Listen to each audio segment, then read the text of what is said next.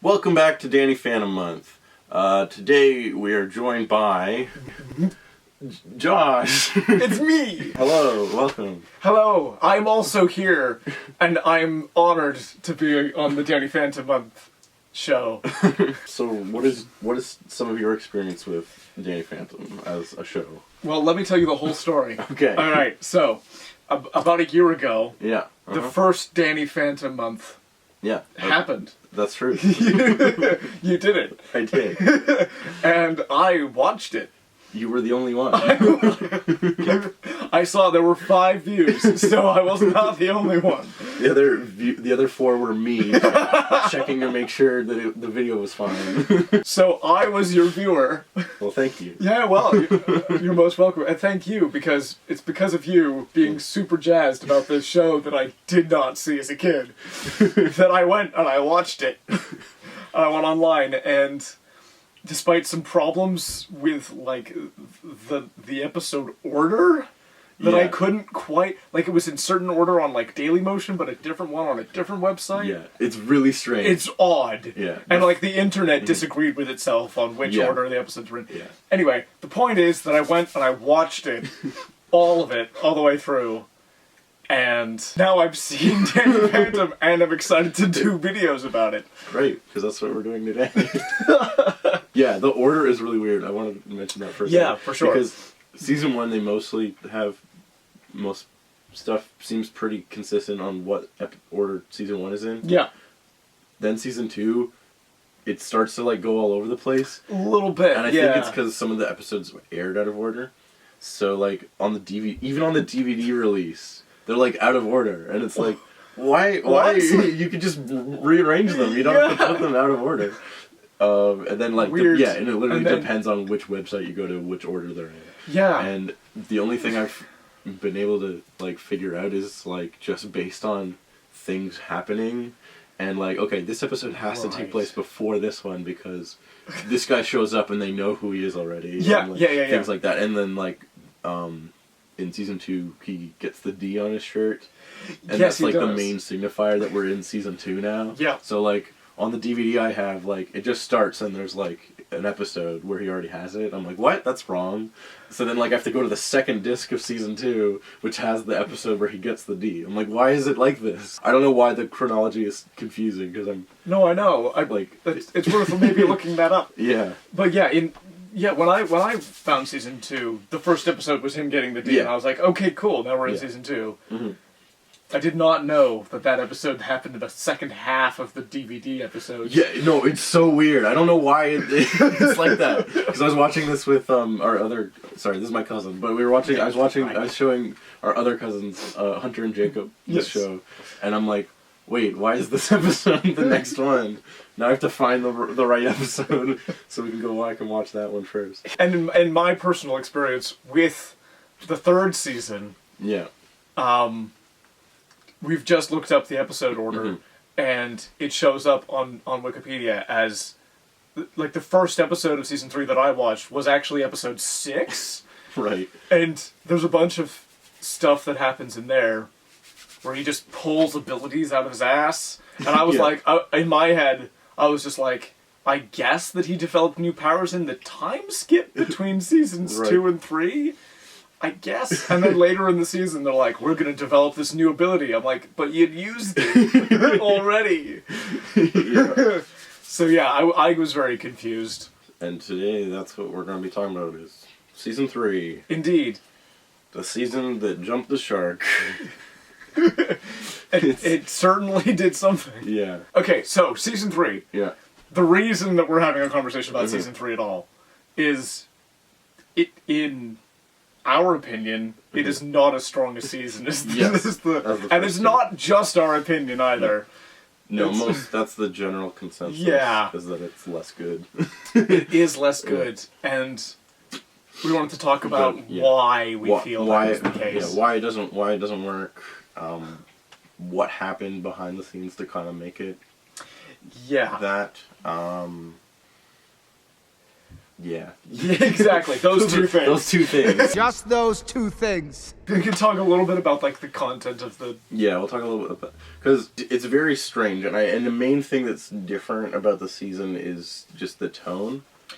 Yeah. I think the first couple seasons are very. It's focused specifically on his personal life and like character growth. Yep. Essentially. Yeah, a lot of the time it's as simple as there's a lesson that somebody needs to learn, and all of the things kind of like, happen, and then because you learned a thing, you're able to defeat the thing, and we go home. We go home happy. Or there's like something specific they're trying to do, and then stuff will go off the rails. But it's often because of things that happen in his personal life. Like, he gets so invested in trying to beat the bully in a haunted house competition. Right. That he's willing to go to the ghost town to get a haunted pumpkin sword. Yeah. Which in turn awakens this evil being that comes. Yeah. I always praise when episodes build the conflict from something in his personal life. Exactly. Is where the conflict comes from. Because and this is big stuff. This is the reason that we I think the reason that relatable characters, especially like Spider-Man or like Danny Phantom, work so well for this kind of storytelling is that they take relatable, mundane stories that we all recognize and then elevate them with the superhero stuff. Yeah. So that like it's just bringing everything up to a particular level of insanity and spectacle with the superhero thing, as opposed to this is a story about superpowered people, because we already have that. We've got that with other characters. Yeah. Who don't deal with high school problems. Yeah, exactly. That's what makes the supernatural stuff like special. Yeah. Is that it's happening to a normal guy. And you watching are like, I've dealt with the same stuff they're dealing with, obviously without shooting lasers out of my hands. Yeah. But if I could shoot lasers out of my hands, this is what it would be like. Would be pretty accurate. Yeah, exactly. Yeah. So the first episode is about Vlad becoming the mayor, which is a great concept for an episode. It is a great concept for the season, because he's the mayor for the rest of the season. That's true. And so there's still good ideas here and there. There are, and as they go throughout, there are still good ideas. Mm-hmm. It's a balance. I think ultimately the season 3 is just a little bit out of balance. Yeah. In terms of what we were just talking about, is it's all about characters and it's all about character growth. Yeah. And then all of the fighting and action and stuff is what elevates those conflicts. Mm-hmm. Yeah, exactly. Yeah, and so in theory, Vlad becoming mayor is perfect. Yeah, because that just elevates. That should elevate all the character stuff. All the dynamics with Jack and Maddie and his family and it's his fault as well in the episode, right? Which is one of the strengths, I think, of this first episode, is that it's because of his feud with Vlad that Vlad he doesn't become mayor to become mayor. He becomes mayor so that he can make Danny's life miserable. Yeah, which is a really fun idea. Yeah, which is great. I think the problems with that come later, in that they don't do anything. They don't really do anything with it. I think also the tone of the episode is kind of weird. There's a lot of that episode is just them pranking each other. Yeah, and it's why are you doing this? Why are you doing any of this? Is the first question. But second, every other time they use Vlad, it's always very focused on their relationship. For sure. And the relationship with Danny's parents. Mm-hmm. And that's not really a thing here at all. It's just him and Vlad.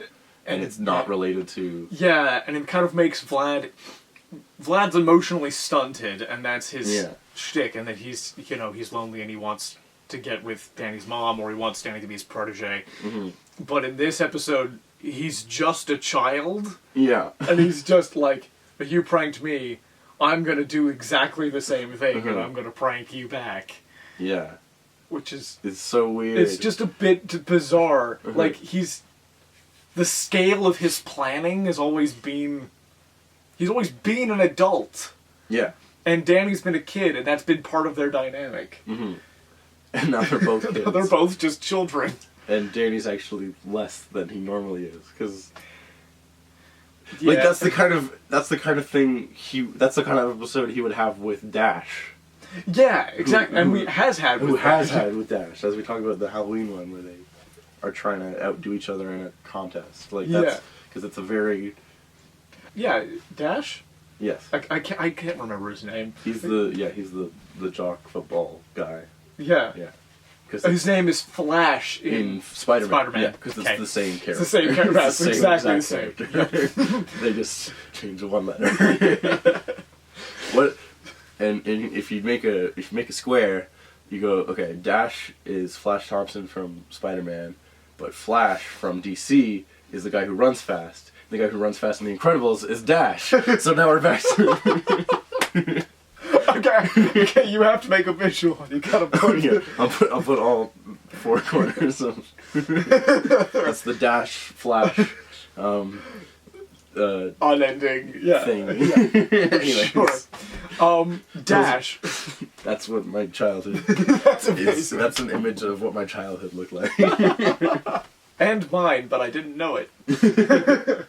All I was going to say is that Dash actually shows an awful lot of artistic ability in that episode, which is It's kind of bizarre and wonderful. I think it's because he's motivated by the chance to defeat that's something. That's true. So he tries really hard. What's episode 2? It's the Ghost Zone one where it's called Infinite Realms. Oh yeah, it's the one they get like a map of the Ghost Zone and they like do a lot of exploring of the Ghost Zone. Again, cool idea. I want to see them explore the Ghost Zone more. Cause it's like, what is it? And there's like a lot of weird stuff in it. Or there's always, every time we've seen the Ghost Zone before, this has been really cool. Mm-hmm. It's just like they totally change a bunch of the rules in this episode. Yeah. So I think the first thing that happens is they find the group of bear yetis. Yeah. Who have ice powers. And then they're like, there's a prophecy. Right. There's like a destiny that you have, Danny. Right. You have to destiny, Danny. Oh yeah, is there a prophecy? There's like a prophecy that Danny has to fulfill in this episode. Right. Which is bizarre because fate and destiny has never been a part of the show. No, and it's never a part of the show again. Not really. I mean, he does save the world in the finale, but it wasn't preordained that was going to happen. No, that's true. Because like the whole it's the Spider-Man analogy again, where he just happened to get the powers. He was a normal guy that happened to get the powers. Hello, and in Spider-Man and it's the same thing where it's just a guy who who happens to get bit by this thing and happens to get these powers, and he's only made special by this perchance thing. It's not a destiny thing. Like it is in the like scheme of the story or whatever, but it's not in. It's just that's what makes it relatable too. Is it's like any person could have accidentally gotten these powers, and you wouldn't have chosen Danny to have the powers if you were picking somebody. Mm-hmm. Yeah, because he's from Destiny. He's a teenager. He's not that smart. He's not like very strong physically. And the great thing about the show is like he has all these character flaws, and the point of it is that through his need to help people, that's how he starts to become more heroic and show more heroic qualities. But if it was predestined that he was gonna do all those things, then it kind of misses the point. Undercuts all the choices that he's made. Yeah, exactly.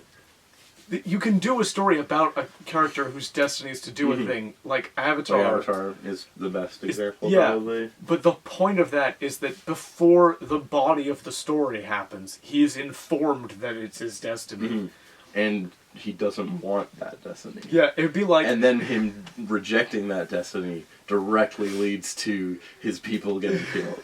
Like, and so that's like a huge like amount of emotional burden placed on this like child. Exactly. So, as opposed to Danny, who's just kind of like, I find myself in a position where I have abilities and have the power to right a lot of the wrongs that are happening around me, and nobody else is gonna do it. So he kind of develops a sense of heroism and responsibility as it goes on, as opposed to feeling the weight of that on him from the beginning. It's like nobody around him is saying, Danny, it's up to you to capture every ghost. Right. It's like, no, a ghost has happened, and it's gonna ruin our day, or it's gonna kidnap one of your friends.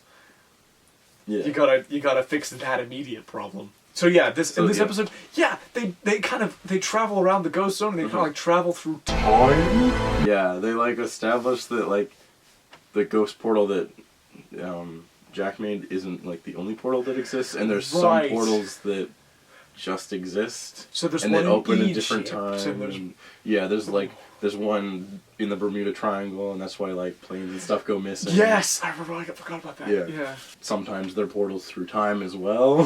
So yeah, depending. So they like go to like Salem, I think, in like in like the witch times. I think that's part of that episode. I only remember it's like they go probably to Japan, and there are a bunch of ninjas.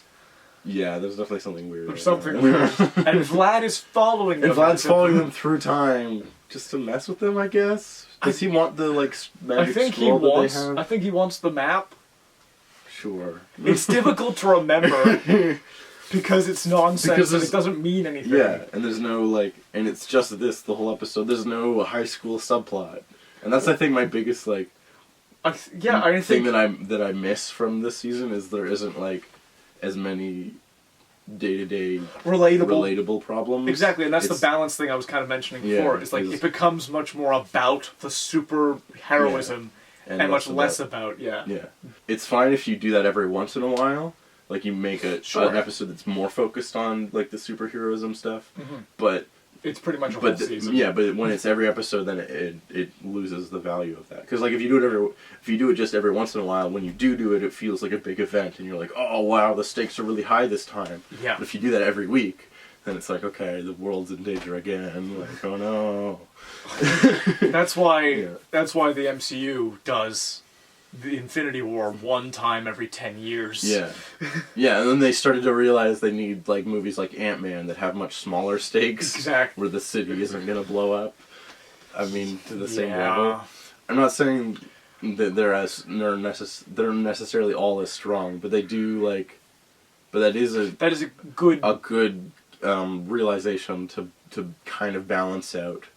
Oh no, the city is going to explode every movie. Then you're like, you kind of get tired of it. The dark elves are going to exterminate the universe's light. Yeah. Oh, man. Dormammu is going to eat this city, and then all cities. And then all the world. Yeah, they still do it a lot. They do. Maybe Ant-Man's the only time where they don't do it. Well, no, it's Ant-Man 2. Ant-Man and the Wasp. Spider-Man, I guess. Spider-Man, the Captain America films. Right, because the Iron Man films. The second Captain America is like they have to stop Hydra from like murdering everybody with the giant helicarriers that explode. It's more about fascism than it is about... Yeah, that's I think why that one works is it still has thematic ideas happening when the like giant things are exploding.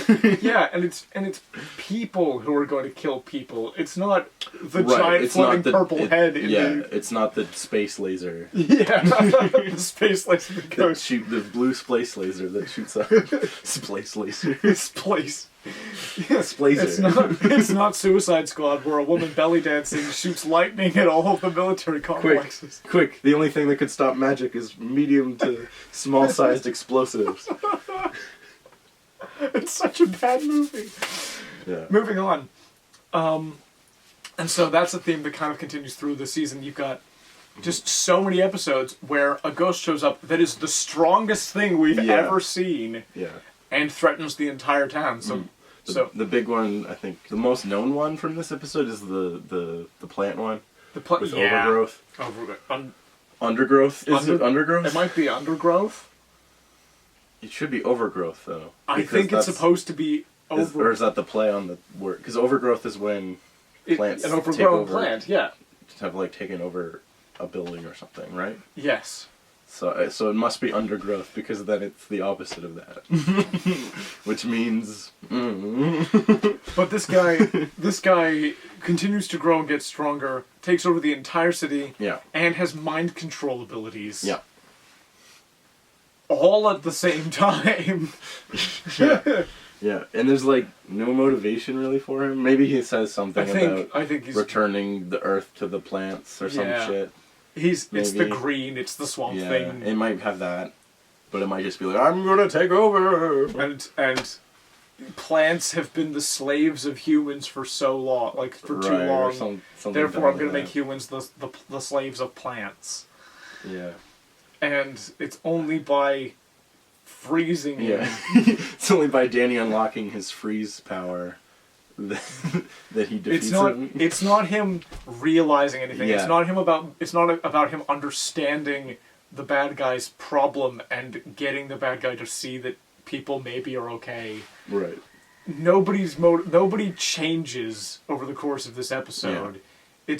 It's just a bad thing happens, and then Danny is better at killing the problem than the problem is at being a problem. He levels up enough to defeat it. Experience points become part of the show. Yeah. And, as opposed to, look, I can't defeat you, you're too strong, let's have a chat. Mm-hmm. He doesn't find a way to outsmart him, or, like, as he does in, like, other episodes. Where exactly. He realizes what the person wants, and then plays to that strength, or to that. Or, like, even, a similar kind of episode is the first episode with the jailer.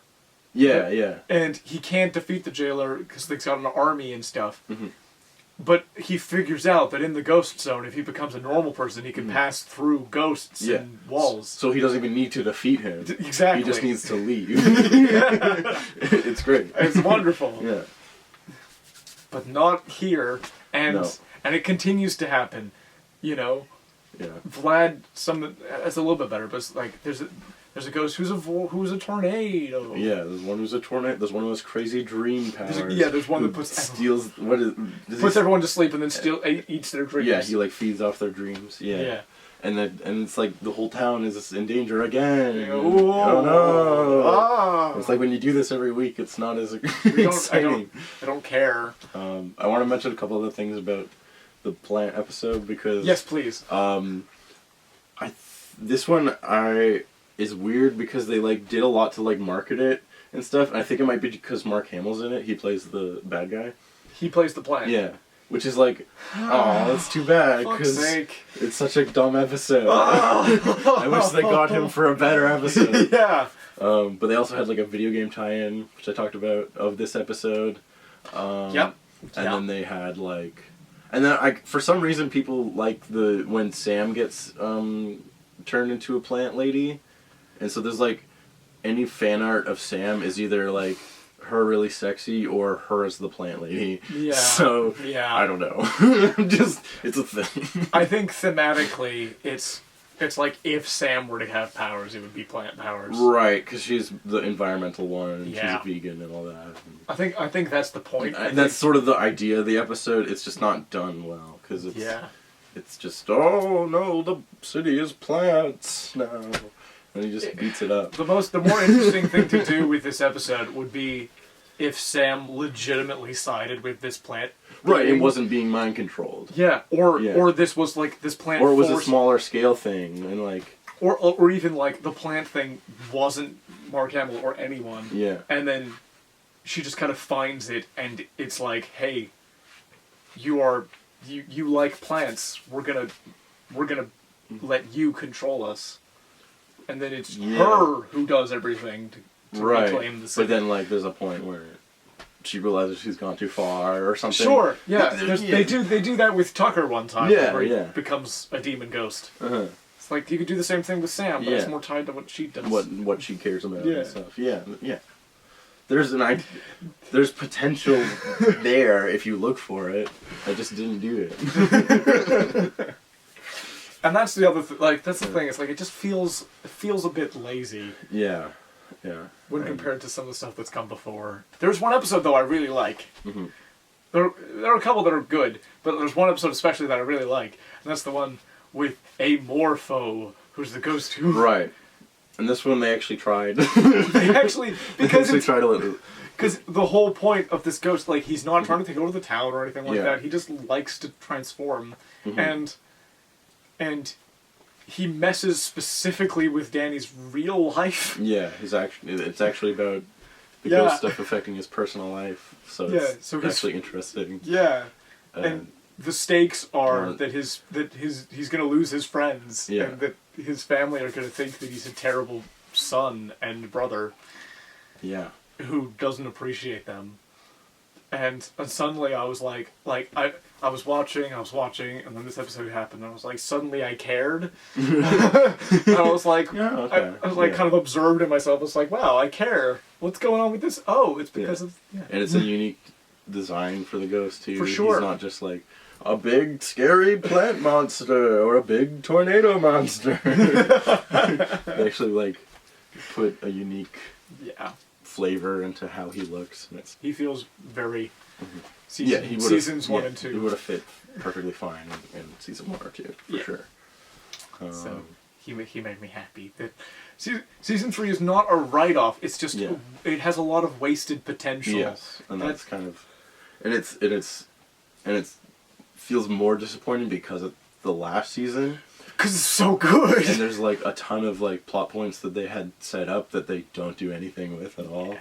Especially the future Danny. Yeah. I got really upset. I was looking forward in season 3 to another future Danny episode because it was the last season and I knew that they only had one season to do it. So they must have done an episode about future Danny, right? No, they didn't. At the end of the future Danny episode, they like set up that he's trapped outside of time, but he still exists and will probably show up again at some point. Yes, but then he never does. Like, it almost would have been like, it's almost the point where bottom line about the season finale of season 3. Yeah. Season finale doesn't work. It doesn't. I was so disappointed with season 3 finale. So, almost all of my thoughts about season 3 finale are ways that it could have been something else. Right. And one of those things is bringing back future Danny, and he and Vlad have to put aside their differences to face... because he is a fusion of them. Right. Yeah. So they have to get together to beat him, and then Vlad gets a little bit of a redemption, and him as the mayor kind of goes, oh, maybe I can actually help people, and people will like me, and that's enough to fulfill my need that I have for love, which is his main need. Yeah. So there's a way to end his arc in a satisfying way that is also in keeping with the show, because the show doesn't write off its bad guys mostly. Like, most of the bad guys in the show really kill them off. Doesn't kill them off, and then they show up and like they might even show up later and be more sympathetic. Yeah, because Danny's kind of learned a little bit more about them. Yeah, like what's her face with the singing guitar powers? Ember. Yeah. Shows up later. I can't remember exactly what the plot is, but she shows up later and is a bit. She's still an antagonist, but she's a bit more relatable. Right. They just go a little bit more into what her deal is, and then there's another episode where she teams up with a bunch of girl ghosts. Right. And are like freaking men. Man. There are bad guys, but there's always the potential for them to work together with good guys or to like progress. Yeah. Yeah, one of my favorite episodes is with Johnny 13. He's the one that rides a motorcycle 100%. and has like a shadow with him. Yep. And then like there's one with him and his girlfriend. Okay, his girlfriend overshadows Paulina, the girl that Danny likes. And then they start dating, and then he realizes like, oh wait, you're a ghost, and she's like, yeah, but you know, we should still be together, right? And he's like, I don't want that. That's weird. And she's like, well, I'm trying to make my boyfriend jealous. And so then, like, what he does to, like, solve this problem is, like, pretend to get in a fight with Johnny. 13. And so then Johnny beats him. Yeah, and then she's like, oh, wow, you really are strong, and then goes back with him. Yeah. I love that episode. Yeah, because he doesn't just punch the thing, he's literally just outsmarting the characters and using their motivations. Yeah, and figuring out their motivation and using it to work against them. Yeah, that one's one of my favorite. That was great. It's great. And it takes what is already pre-established, which is that relationship does not work. Yeah, is really rocky. And they're constantly like breaking up and getting back together. Yeah. Which is, by the way, which is great content for a kid's show. And I mean that unironically. I mean, like, put adult themes in kids' 100%. Shows. Yeah, because like, that's one of the huge strengths of this show is like how realistically so many of the high school characters are. Yeah. And like the archetypes and stuff. Like, and they just, even though it's like, it's very archetypal and like... Sure. It's tropey. It's tropey, it's very stereotypical. Yeah. But they like play that up in a way that almost makes it more realistic. Where they're just like aware of all the like weird social dynamics of high school and stuff. Like, I really love how Dash is always like, man, after high school, it's gonna be downhill for me. Yeah, it's the same in that episode where she's like, well, yeah, but, you know, we both get what I want. I get to make my ex-boyfriend jealous. Yeah. And you get to date this girl that you like. Yeah, I don't see the problem I don't see the problem with me. Yeah. Yeah. With me. Which is like... very clearly getting back at this person I actually want to be with. Yeah. And that's like... such a high school relationship thing too. It's just a couple years older than Danny, but still high school. But still, it's dating people to make other people jealous and stuff, which... Yeah, that happens. It does. Speaking of which, like... I don't know, my high school experience was a lot of watching shit like this happen, but not necessarily getting involved myself. Same for me. It was cool. Was like watching people and just being baffled. Exactly. Like, you know he doesn't care about you, right? Like, how can you fall for that? Exactly. And stuff like that. And all of this drama that people created just for the sake of creating drama. Right. And you know, you just listen to people like gossiping about all of the terrible things that everyone else has done and be like,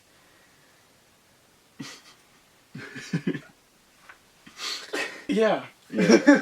I wanted to address that just because I personally haven't gone through a lot of the high school trope things. Right. No. But they do happen. And I think that's sort of how this show like addresses it. It's like almost from a slight distance where it's like explaining what's going on in those like things that you see, but like might not be exact. I don't know. Maybe that's why I find it more so relatable. Is because like it's I'm watching it. I'm not like experiencing it to the same degree. Oh, experiencing high school drama is the worst. Right. Yeah. Avoid that at all costs. But watching it is kind of fascinating. Is fascinating and like interesting. And there's a lot to like because it's just people making really bad choices that are completely avoidable. Yeah. Like, that's just all teenagers. It's just, you're making choices that from the outside are like... Yeah. Like, very clearly, you have all the information you need to not make these bad decisions. Yeah. But you do it anyway. And it blows up in your face. Oops. Do they ever... Oh, they do. They get into partying as one of the episodes. Yeah, there's an early one where, like... Danny's trying to get invited to Dash's big party. Yeah. Because Dash likes Jazz, and Jazz is like, okay, then you have to invite my Which brother. is something they don't ever address again. No, they don't really bring that back, which is too bad, because that could be interesting. It could. 'Cause they're about the same age, I think. I Yeah. think Dash is supposed to be older, because he's like, on the football team and stuff. He must be, because Danny's only 14. Yeah. Right, so... We were talking about season 3. Right, let's go back to that. Yeah, no, but anyways, they do go into, like, partying, and Danny realizing that high school parties are dumb and terrible. Which, thank God, that is in this. Because that was my experience as well. It's like, I don't know. Yeah, I tried going to parties, and every time I hated it, and I thought that I must be not getting something. No, it just But sucks. no, they just suck. There's nothing to it. There's no hidden enjoyment. Season 3. Season 3. Doesn't have any of that in it. Which is why it's not as good. Exactly. That's why we wanted to... That's why we segued. Yeah, we wanted to talk about the stuff that we liked about the show. I want to talk about the Box Ghost episode a little bit. Please. Because I think it's the biggest missed potential episode for the season. For many reasons. Give me your reasons. So firstly, episode focused on the Box Ghost. Great. Box Ghost is a really fun character. I'm into that. Yeah. He realizes his central flaw, which is that he sucks. Which is also awesome. great. Great. So he decides to get Pandora's box. Excellent. It was so excellent good. Premise. Okay, I'm so on board. The only box that everybody knows. That is heard of. Yeah, like the only famous box in all of history, which I think was a jar originally. But that's fine. Probably don't worry ceramic about it. Something. Don't worry. It doesn't matter. Yeah. It's a box in this. Okay, so what should happen, based on the things we know about the Box Ghost and Pandora's box, is that, like, he gets an ultimate power, but then is too dumb to, like, use it effectively, and ends up causing his own demise somehow. Yeah. Because that's, like, the premise of, 1, the Box Ghost who just sucks, and 2, Pandora's box. They kind of mesh well. It's this really powerful thing, but don't open it, because bad shit'll happen. And then they're like, well, let's open it. And then they do, and then it's like, well, now we have, like, disease and shit, so thanks. All bad things. Yeah. That's the reason we have all bad things. Yeah. It's because somebody couldn't keep the box fucking shut.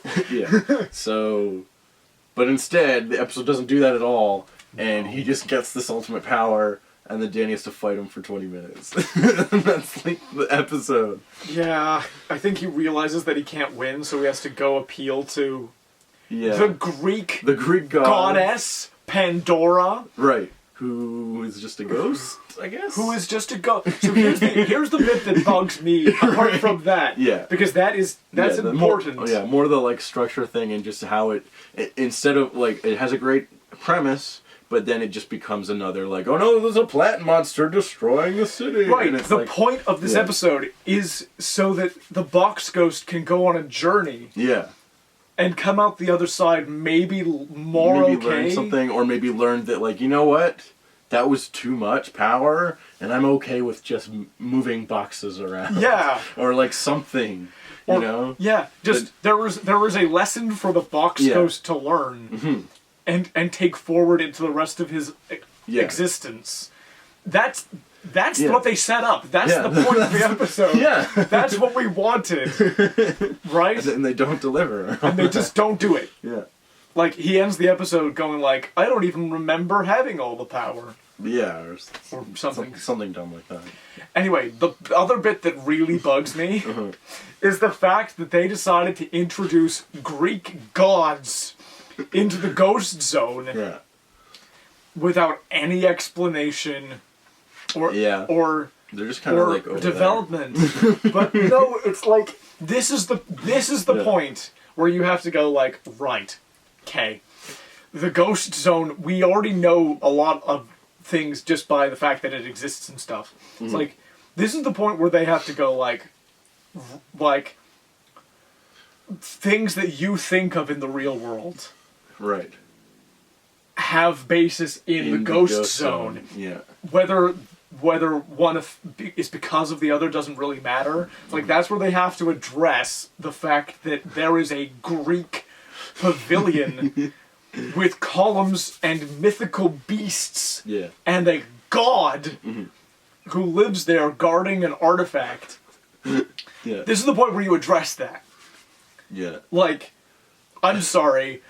Like, there's an awful lot that you can tell without telling it, which is great.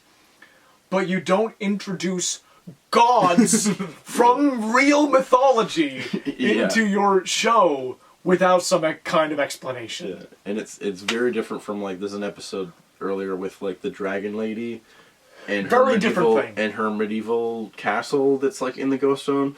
But they're basically regular people, more or less. Like, Yeah. it's basically implied that, like, they were medieval people who lived, and then they all died, and now they just live in the Ghost Zone now, and they're just ghosts of medieval people. And also, their Which fantastical ability is that the princess turns into a dragon when she's upset. Yeah. And that's it. Yeah, that's it. Really. It's not. She's not. Like, you don't need to explain. Yeah, you don't that. really need to explain it. I think it's the amulet she has, because that comes back and they use that in other episodes. But anyways, the point is, it's just like it's a thing that lets her do one other thing. Yeah. And that's it. As opposed to, it's like, now I have so many questions. Was Pandora and her box, like, were they in the real world? At some point. At some point, did they happen? But then they... And then they moved to the Ghost Zone? Or did people just sort of, like, occasionally interact with these beings, and that's where those stories come from? Like, you're really, like, have to, like... Once you pull on that thread, and then it just kind of... Like, and they don't really... That doesn't ever really come back in later episodes either. Nope. I don't even think they show up in the finale. I don't think so. Which at one point is trying to... Look at all... Look, here's every ghost that we've met. Yeah. And I don't even think that's there. I think they just move on from that. And they also... Here's another thing about that. She is a goddess from Greece, okay? Yeah. Does the Ghost King rule her? Right, because the Ghost King, he's the king of the Ghost Zone, I guess, right? Yeah. Does that mean he's in charge of the goddess? The goddesses that exist, the gods and goddesses. Or does he just leave them alone? Yeah. It's one of those decisions that if they had made Pandora's box and then there was just a person whose job was to make sure that nobody gets the item. Yeah, it was just a regular ghost. Just a regular ghost? Not Pandora. Then that doesn't create the same problems. I think you can even have some of the... Because I think there's a Minotaur at one point in that episode. I think, yeah. There are a couple of mythical beasts I remember. Yeah. So maybe you could have one or two of... Maybe. That might be pushing it too far. I think it's literally the god part that really kind of breaks it a little, and is like, okay, what? what are the levels here? Because like there are two ways of going. There's the Danny Phantom way, which is you just introduce new elements, and that's fine because they kind of deal with things as they go, and you don't really need to explain an awful lot to make that happen up to a certain point. Yeah. And then there's this other way, which is the anime way, where you have to break down exactly how everything works and exactly what the tiers are. Right. Down to to the minutest detail. And I think that would be a detriment to this show to do that. But just randomly throwing a god into the mix. Yeah, and she has, like, crazy powers, and too, she has crazy powers. Then she's the one that defeats the box by the end. So yeah, it's like, again, it's like, why? Like this? Why is it like this? And and the previous order of the Ghost Zone that we kind of have that has been established. There is an established order. The order is the Ghost King. Right. And then everyone else. Yeah, and that's about it. And that's about it. Yeah. There's some that have, like, specific powers, but it's usually... It's not like they have, like, a role in a ghost have a society. role. It's just, like, they have they have a gimmick. They have a gimmick, yeah. That's about it.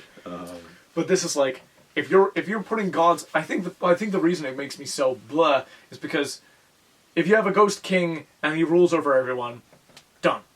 That's fair enough. That, you know. Yeah. Now there's a god. Yeah. Does the god... Did they crown him? Did they... Do they have separate kingdoms in the ghost zone? Right. It just raises too many questions. It's too many. So... I'm just... yeah. I've talked about it too much. The point is they sort of try to world build in this season, but like without thinking too hard about it and what it means for like the previous stuff we've seen.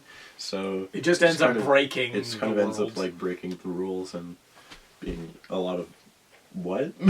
A lot of what? I'm sorry, what? And then there's the piece of world building that actually breaks the world. You ready? A ghost rock in space. We should talk about the finale, but I want to touch on, I think it's called Destabilized, which is the one with Danielle.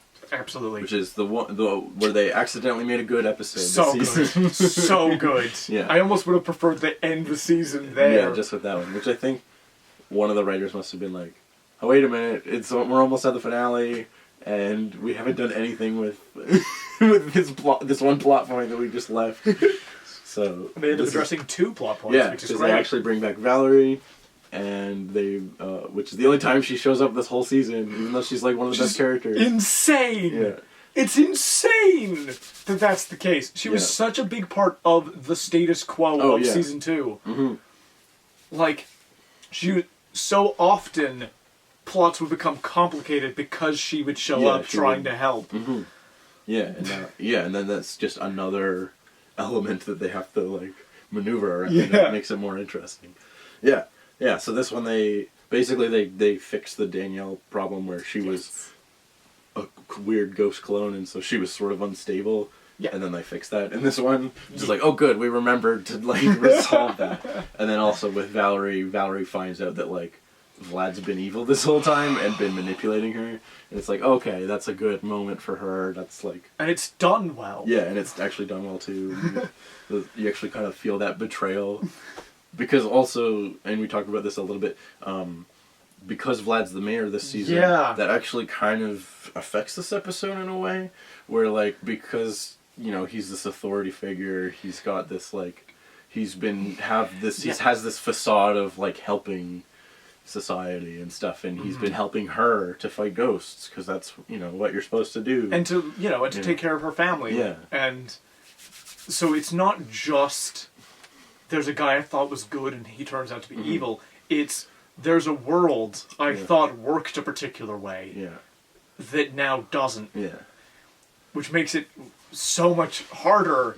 And they let that be the case. And this one is like, it's a genuine step in her realizing that Danny Phantom might not be so bad. Like, there's a few episodes where she's, like, forced to work with him in certain extents, but it's only, like, it's more just to the extent of them getting out of the situation they're in. And that she's like, okay, by... Our interests align for now. Align for now, but only because there's a worse guy we have to fight or something like that. She's always seen Danny as the lesser of 2 evils.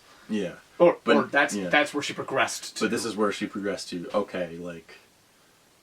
Maybe I was wrong to, like, be trying to fight him and stuff, which is like, okay, that's actually, like, cool. Which is great. So now, now they can get back together. Right? Hopefully? Please, please. But then the show's over, so... No! And then the show ends. Okay, so the finale, I guess we should talk about.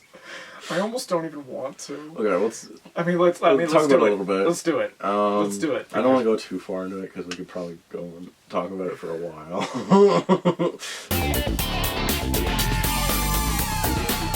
Unlike the Box Ghost episode, where they did a really good setup for they set up for a really good episode and then just didn't do anything good with it. This full 2-parter, all of it needs to be gone and rewritten, in my opinion. I think there were certain beats that they felt they had to hit on the head that eventually the show should have hit on the head, like his family finding out that he is who he is and them accepting him, and stuff like that. Stuff like that, I think, are important beats to hit in the finale, but it wasn't done well. Yeah. And except for like one moment of it was okay, and then, the moment where his family are like, "Of course we love you." Yeah, is good. That part I kind of like. Yeah. Yeah. Like, okay, Just from a pure like. Yeah. He's like, been worried about this for the whole show. show, Yeah. and then they're just like, "You're our son. Of course we love you," and that's gonna hit you in the feels. But the rest of the episode needs to be scrapped, thrown in a bin, set on fire, and then you write something good. I think this might be a video. Just on this episode? It's just us writing the finale. Oh, right, rewriting the finale? That might be a video. I think we do like a Nano V movie type. That might be a video, yeah. Okay. Let's do that at some point. I think one of the weirder things for me this episode is that, like, instead of like a 2-part storyline that's just like it's a longer storyline, the first like half of this episode is like about a different thing than the second half. What was it about? It's about Vlad makes these like this like super ghost patrol force. I forget what they're called, and then they like start fighting ghosts, and they do so much better than Danny. Then Danny starts to think that that the town doesn't need him anymore. Right. And then he like gives up his powers. And then it becomes about him not having his powers. Right. Yeah, and it's like such a which just feels like it was an idea for an episode that they just crammed into the finale because they needed it to be 2 parts. Which I think is why like this one of the reasons this episode is all over the place. And then halfway through, and then once the episode reaches the halfway mark, they're like, "Oh no, there's a ghost meteor!" And then the episode is now about that.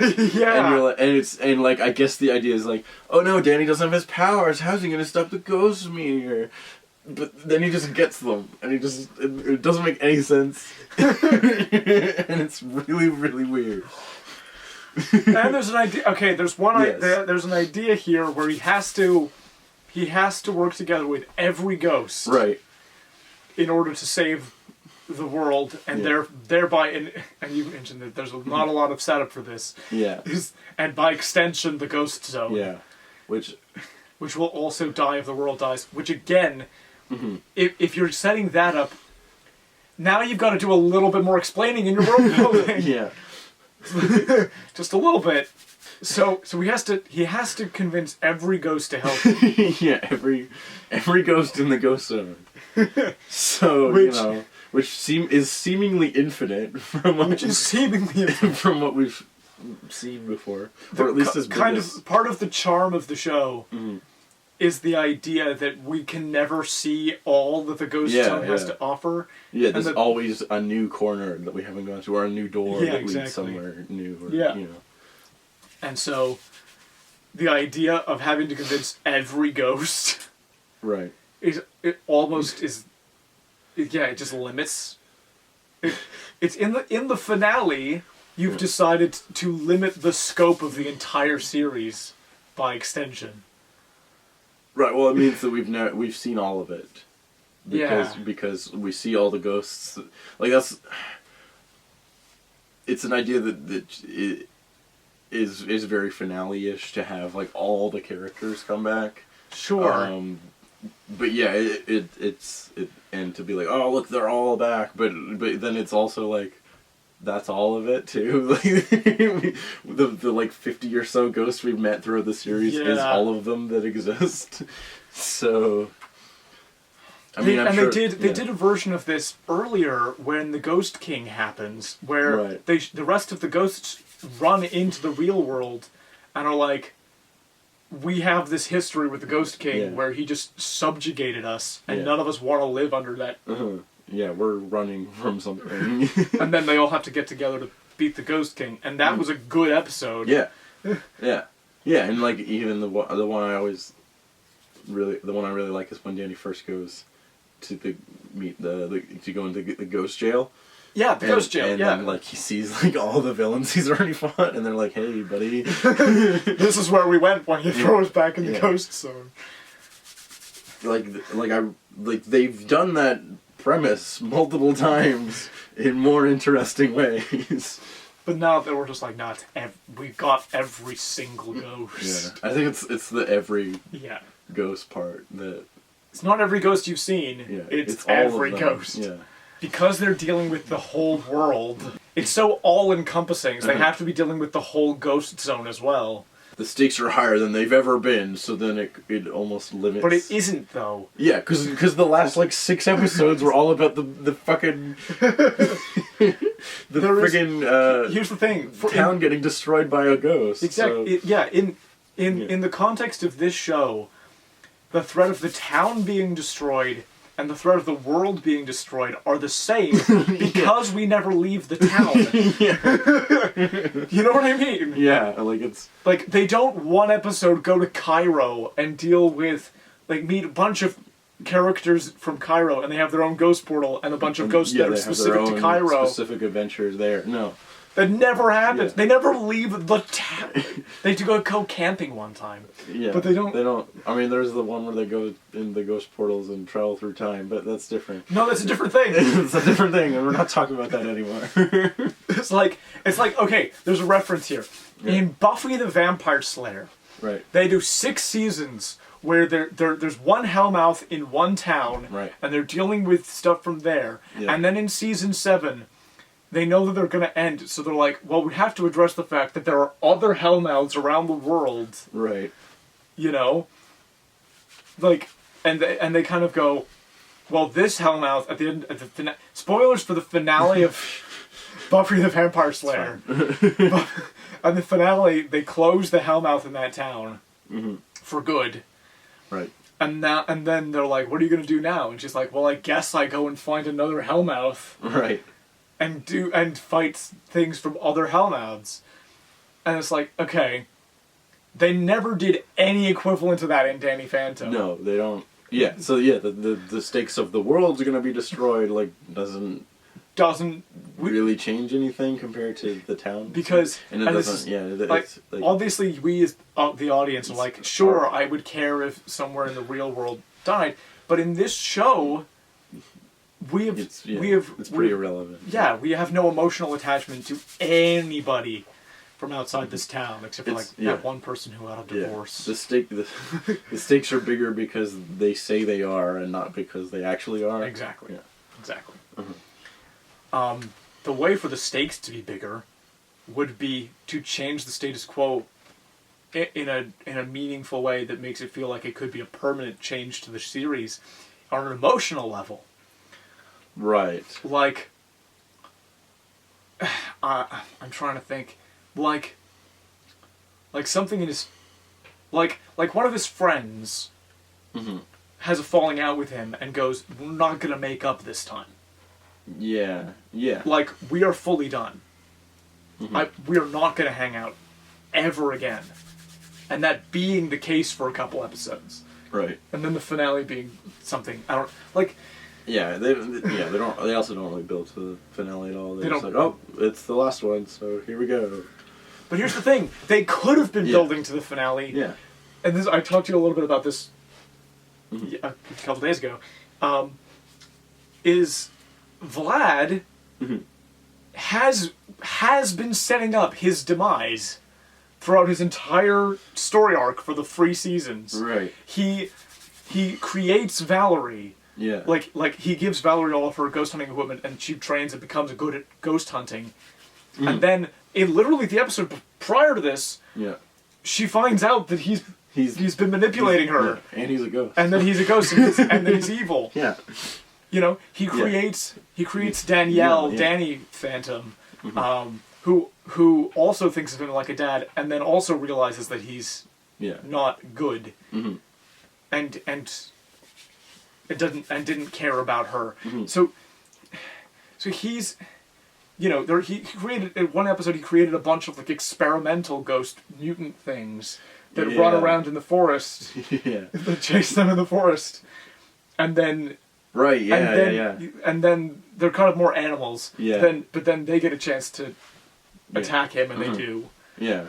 Even like even the AI he's designed on his computer. Yeah. That's just Danny's mom. Like is like. I've fallen in love. I've fallen in love with the Jack program. Like even that betrays it because like that's how selfish he is. Yeah. That he can't possibly I like loved that. have it because everything he's created is designed to worship him and not because he actually cares about them. Like that's exactly. So like all those all those elements like should be. There should be a coming to a head. Yeah.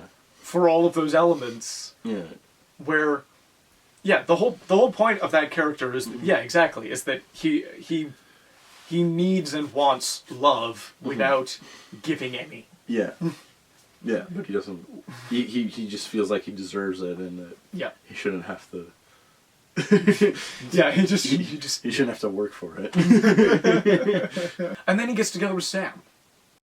Yeah, and then he gets together with Sam because they have opposite junk and. Because there was a ring in one episode, like a bunch of episodes ago, and hey, did you remember that? Well, here it is again. Look, they've had chemistry and tension before, and them getting together is not the worst idea in the world. Yeah. But I think the problem stems from the fact that they're really good friends, but they don't really have a lot in common. Yeah. Other than, like, their shared experiences. Their shared experiences, yeah. And it's... You know. There are... Danny has a real relationship with Valerie that feels fulfilling and interesting because they're very different people, but they're very similar. Yeah. And there's an interesting dynamic there, and it's a little bit bland.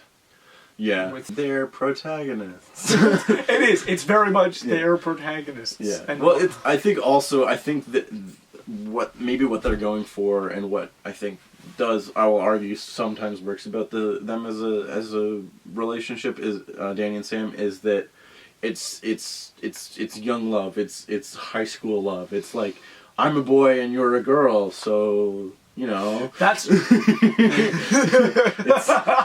and we're like close together. So we're in the same room, so while we're here, and you know, I feel things. I'm feeling things. Yeah, I'm feeling hormones and that tell me that I'm attracted to women.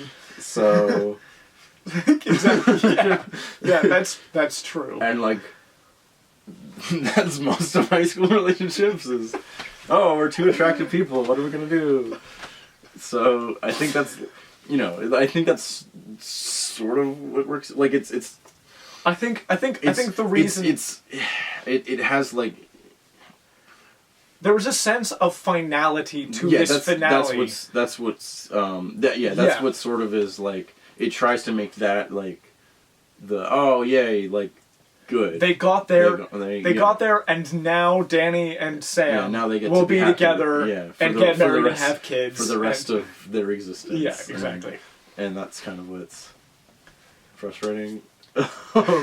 Well, yeah, and part of the interesting thing from the previous bits of the show is that like he has a crush on Paulina, and like and sometimes things happen with Paulina. Yeah. And then it doesn't happen anymore. Yeah. And then he's into Valerie. And has some time with Valerie, and then they break up. Yeah.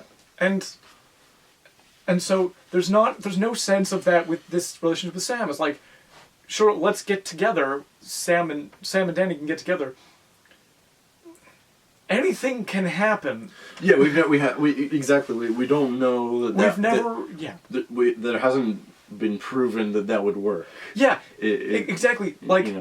Like we actually don't know how they function as a couple because they don't explore that throughout the show at all. Because they haven't gotten together for the entire series. It's not even like they've been on a few dates. No, they haven't. To try it. Not even that. Really, like there's an episode where there's a school dance and they have one dance together, and that's at the end of the episode after they've like fought a ghost and stuff, and they're like, well, we can at least enjoy this one moment of this like kind of shitty day otherwise. Yeah. And that's about it. Like they haven't really like gone on a date or like really, I don't think. At least not. No, I don't think so. No, because there's a second episode where they make googly eyes at each other for most of the episode, and then decide not to do anything. Yeah. Because will they, won't they? Because will they, won't they? Will they, won't they have a lot of problems. As storytelling, I hate will they, won't they. I'm just gonna put that out there. That's fair. No, like, do will they, won't they? Don't get me wrong. Do the thing. Do it. For a maximum of 1 season. Maximum 1 season. And then do something else. How about 10 seasons? Because Ross and Rachel, will they, won't they? They only actually do that for like one. I think they do it for 1 season, 1.5 seasons. Before they actually do get together. Yeah, then they do get together, but then they break up, and then they break up, and then it's back to will they, won't they for like the rest of the show. I think I haven't seen all of it. Yeah, but even then, it's better because we've seen them together, for a time. Okay, I see what you're saying. Like you're saying, don't have it be like, oh, the will they, won't they for the entire thing. Exactly. Like if Danny and Sam had a will they, won't they for season 1. Had a bit of time in season 2 where they were together, and then it went back to will they, won't they, I would have been happy with that. Okay. Just because the will they, won't they is, will they give it another go, and will it work differently this time? And there are different questions you're asking yourself. Right, yeah, it still feels like they're growing as characters. Yeah, and if they grow more, will it work better because they've grown more? Yeah, because they've grown more. Yeah, why did it not work the first time? And yeah, there's more to do there. Okay, I see what you're saying. Yeah. You're not just outright like, all sitcoms are bad. No, obviously all sitcoms are not bad because there are 10 seasons of Friends for a reason. Yeah. People do like that show. I like that show. I like that show a lot. Yeah. And part of the reason I like that show a lot. Right, there is other things to it. They do will they, won't they for, like, in a cerebral sense, for Joey and Phoebe. And even though that doesn't go anywhere, that's fun to think about. Right. And I think that didn't go anywhere with that because it's like, that'd be too easy. Like, it'd be too clean if all the characters got together, which I think is a smart move. I think it's a smart move as well. But the reason that works is that they address it like a few times, but then Phoebe has real relationships with other people. You know, like here's the equivalent. What if Sam had a real relationship with someone else? Because Danny's had his relationship with Valerie. Right. Isn't there one where she gets together with... She's into a guy, but he's super fake. Right. Like, he's not... Right, like if it was an actual character. If it was an actual character, and it was for more than 1 episode. Okay, yeah. You know what I mean? Yeah, like they actually did it as a storytelling device. Yeah. It's like, over the course of a little while, Sam was like, I kind of like this guy, and then we kind of like have lunch in that one burger place together a few times. Yeah, the Nasty Burger. The Nasty Burger. What a great thing in the show. They try to do something like that in The Flash, where they've got this one burger place that shows up across all the Arrowverse shows. Oh yeah, it's a thing from the comics, I think, too. It's a thing from the great. And I forget what it's called now, but I know what you're talking about. Yeah. Yeah, it's in like every multiverse. It's in every multiverse. Yeah. Literally every Earth has this burger place. I think we were just like, if they did do Danny and Sam, I would like to. I don't think that relationship would make it out of high school. I think is my what we were exactly. Getting. And so the conceit of the episode that's it. That's the happy ending. It kind of feels like, I don't know if it is like. And that's the other thing about high school is that there's fundamentally is like. It's a transitory state. Happy ending is not. You don't get. Even the end of high school is not happy ending. It's now we start adulthood. Yeah. Can I spoil Kim Possible for you? Please spoil Kim Possible for me. I haven't seen Kim Possible. So the ending of Kim Possible, obviously they actually like planned their ending as opposed to like, oh, we're getting canceled this season, I guess we should wrap it up. They actually like built to it and then planned for it. But the ending is a two-part where they graduate, and that's like the plot. There you go. And it's Ron and Kim, they're together at this point, and the conflict of the episode is like, what does that mean for us? Like, will we break up out of high school? Like, will we actually last out of this when we actually like do the real world? And like that's the conflict of the episode, and it ends with them still together, but them being kind of unsure of where they're gonna go, but they know that they've, you know, spent enough time together that they want to see where it goes, which is like, that's fantastic. Okay, yeah, that's great. That's a realistic expectation for that relationship, which is we're gonna try. We don't have 100% guarantee that it's gonna work. But we want to see where it goes, and we like being together, so we're not gonna let graduating like end that relationship, and it's lovely. That's great. That makes my heart warm. Yeah. Cool. Anything else on this finale you want to talk about? Ghost meteor. Ghost meteor. At least Danny gets to go to space because he wanted to be an astronaut. So the real finale for the show should have been Danny signing up for a young astronaut training course where he's like, I'm nowhere near the end of high school yet, but I know I want to do this thing, and therefore I'm going to start working towards it. Right. Yeah, that'd be cool. Yeah, because they like really rush like a couple different characters, like try to give them some finale. It's like, and Tucker's the mayor now, I guess. Did he become the mayor? Yeah, because like Vlad leaves. So I did not remember that. Right. And they're like, that's his happy ending, I guess. Well, here's the other thing. Here's the other thing about this finale. The finale gives up on Vlad. Right. Yeah. It does. Vlad has been like this character he's who's just evil. He's just evil, and the only solution is to strand him in space. Yeah. So that he can't interact with anybody anymore. Mm. Yeah.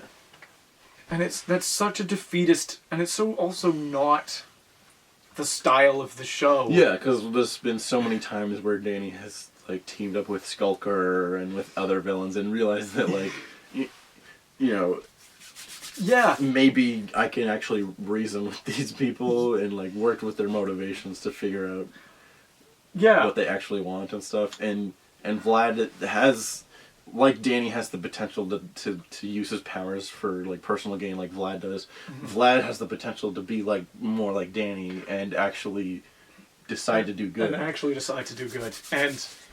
And because his fundamental need is for is for love. Yeah.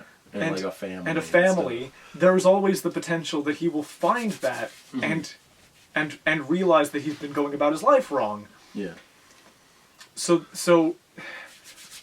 it's also saying with certainty, Vlad will never be a better person. Right. And thematically for the show, again, you're saying like Skulker shows up a lot. Yeah. Defeated villains aren't gone forever. Mm-hmm. They still live and exist and will show up again. Because life goes on. Yeah. And this is like, nope, Vlad's done. Yeah.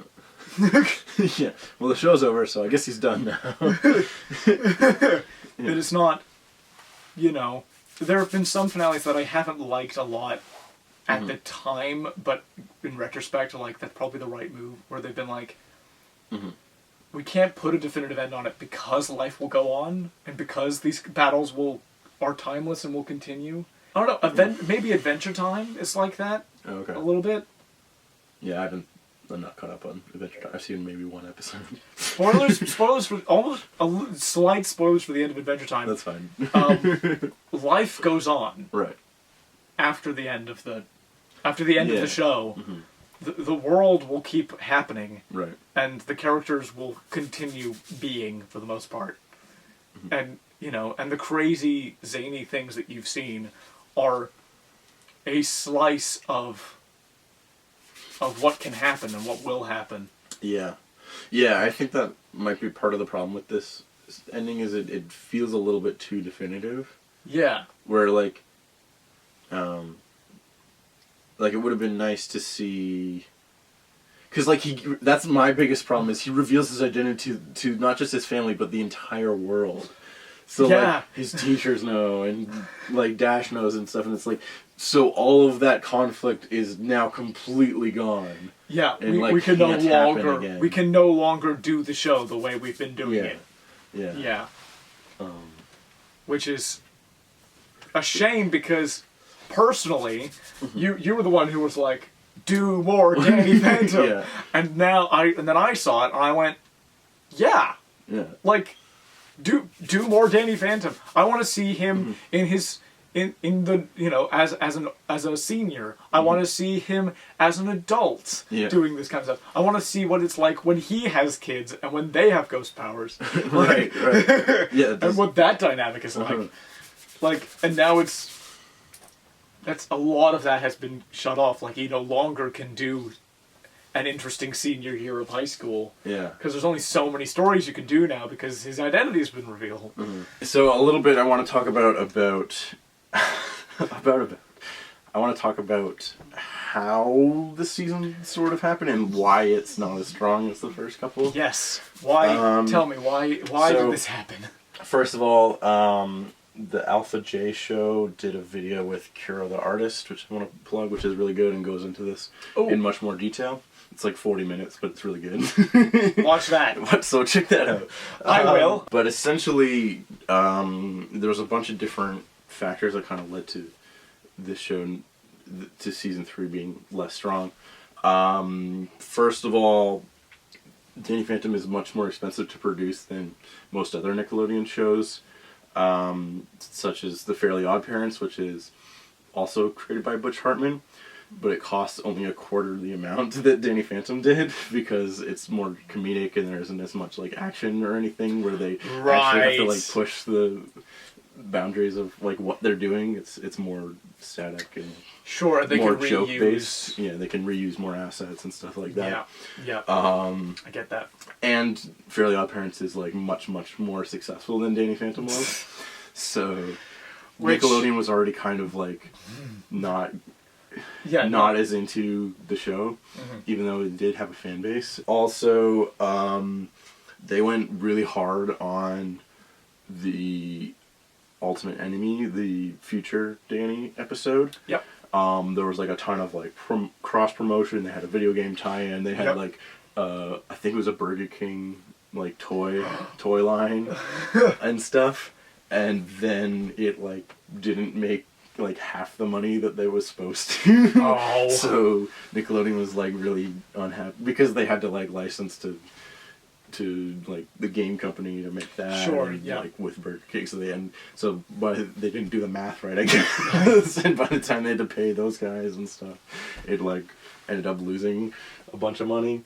So Nickelodeon wasn't really happy with how the show was going at that point, and that's I think when they ordered the cancellation. So it was about halfway through season 2.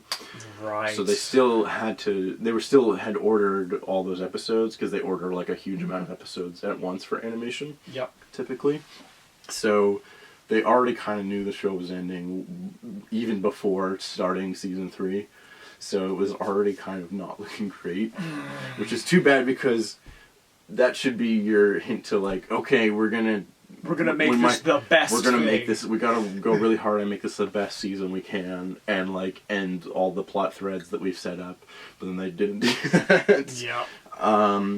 Part of the reason for that is one of the key writers, Steve Marmel. He wrote the Ultimate Enemy, like the future episode, and a bunch of other really great episodes from the first 2 seasons. He wanted to push the show in a more darker direction, kind of like the future episode and stuff. But Butch Hartman and Nickelodeon wanted to do it a little more comedic, and so he ended up leaving the show for season 3, and so that could kind of explain some of the tone changes and how a lot of the stakes, like they say that the stakes are higher, but they're really not.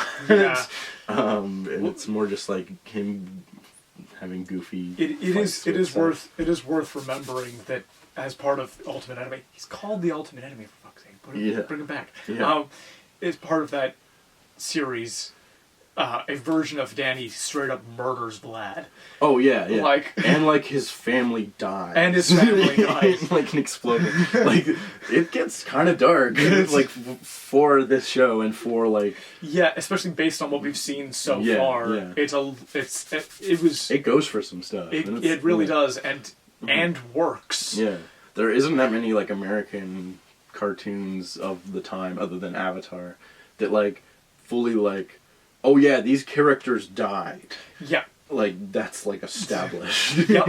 There might be, like, vague, like, oh, they're gone, but, like, we don't... Yeah. This is, like, a definitive, they died. Yeah. So... It's something... Mm-hmm. Yeah.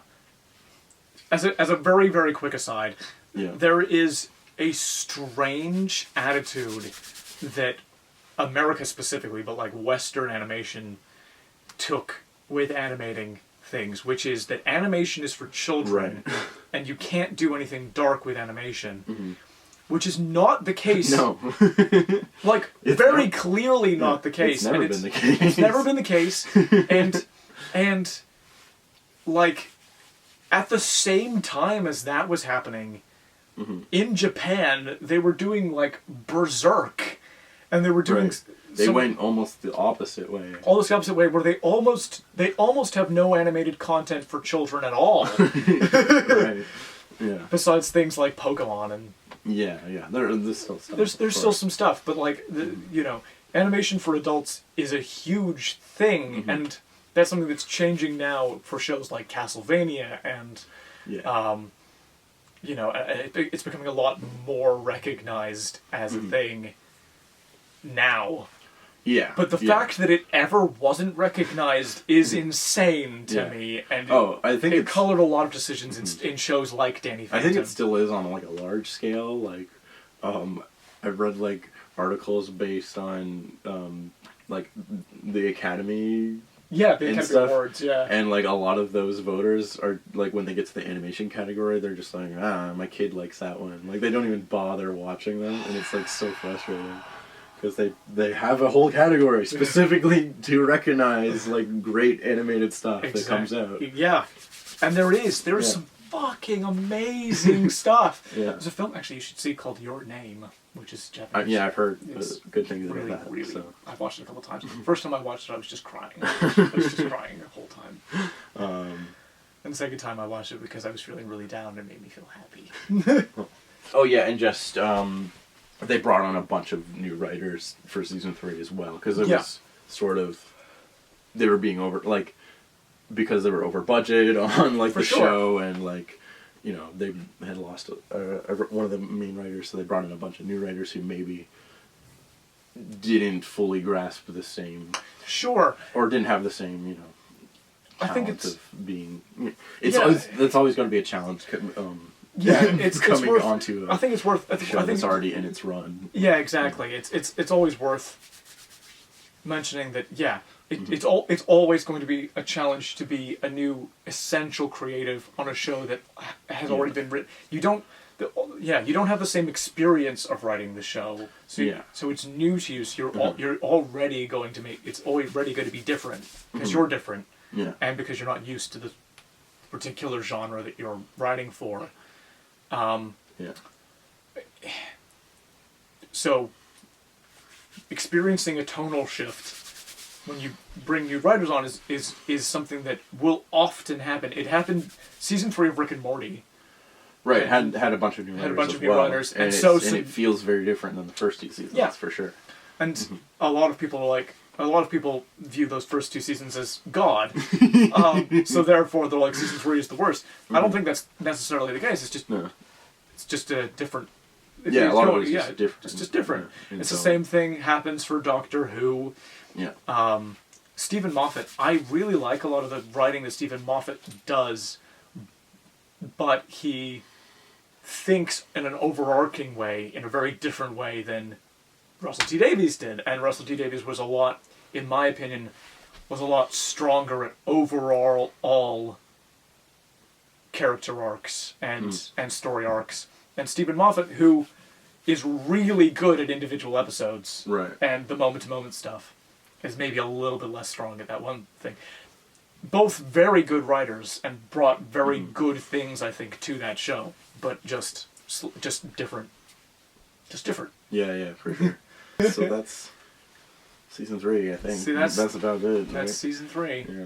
It's not all bad. It's just kind of disappointing, I think, overall. And Mostly it's disappointing. And it's frustrating because you know how good the show can be, and because it's the last season and you're not getting, like, as much character growth and, like, plot points that they just forget about as, like, you wish you had had, you know? I think there's a solution to season 3.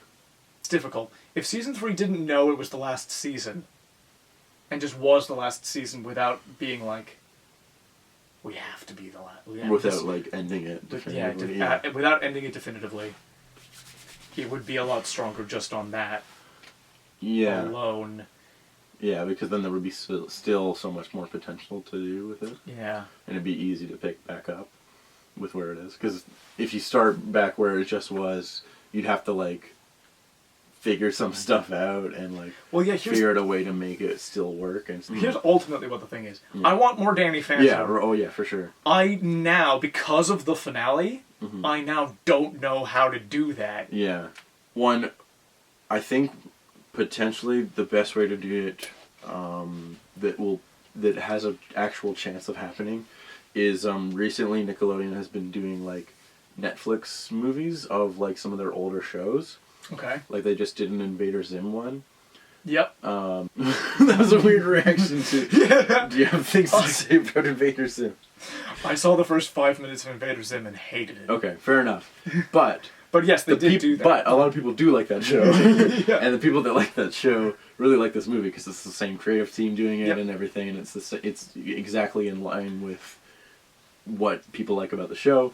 And they did one with Hey Arnold. They did one with Rocko's Modern Life. These are, like, 90s stuff that I didn't end up watching because I wasn't alive yet. But people like those, like if it had, like, a revival and it's like, oh, you just get, like, a bonus episode essentially that's longer. Yeah. And I think Danny Phantom would be the perfect show to do that with, because you can also do it about anything. It's true. I would recommend setting it a few years later into the timeline. So I would like that. To see some of that progression that we would have liked to see more of. And then, of course, I did a pitch video a while ago about what I want to see in another season, if we ever got one. But I think... And Butch Hartman does really like the show and has a YouTube channel where he, like, talks about it all the time, and obviously, like, there's a huge fan base and a lot of people do want to see the show again. And every now and then he'll do a video about, like, here's ideas I have for, like, what if we, like, age up the characters 10 years and what they look like. And he did one where it's like, what if the characters were in college, what would that look like? And I like all of these ideas, and that's I think do something with that. there's a want for it. Butch Hartman is, like, into making more of the show. We're in an interesting time, and, like, there's no reason not to do, like, a Netflix movie or something. Because, cult followings are like you say, are getting rewarded now. Like, like, people are willing to make these things. Yeah. You know? Yeah, people are willing to make the Invader Zim movie. Yeah, which no one ever expected, because that show is, like, so dark and weird that Nickelodeon was like, why did we make this at all? What were we thinking? And, like, so they canceled it pretty early, which... Didn't they recently...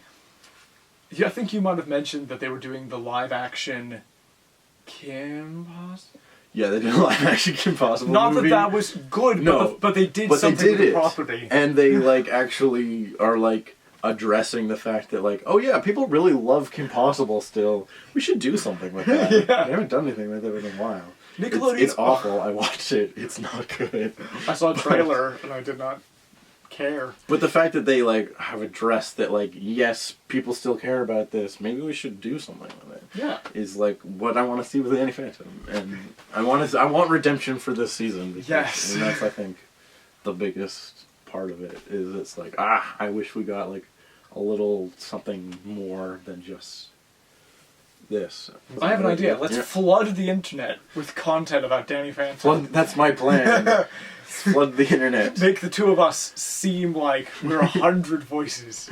Eventually. Eventually, the Nickelodeon will... They'll have to pay attention. Hashtag go ghost again. Yes. Yeah, I think that's about it. I'm going ghost. See, now I'm a ghost. Tune in next time for more Danny Phantom.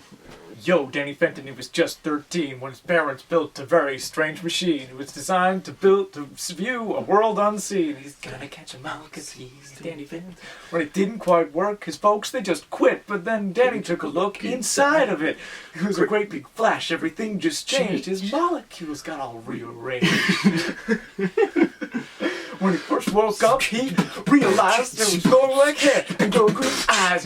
There was disappear and fly. It was much more unique than the other guy. It was then that he knew what he had to do. He had to do all the drugs that were coming through. He's here to fight for me and you. Gonna catch 'em all 'cause he's Danny Phantom. Gonna catch 'em all 'cause he's Danny Phantom. Gonna catch 'em all 'cause he's Danny Phantom. He's 14, actually.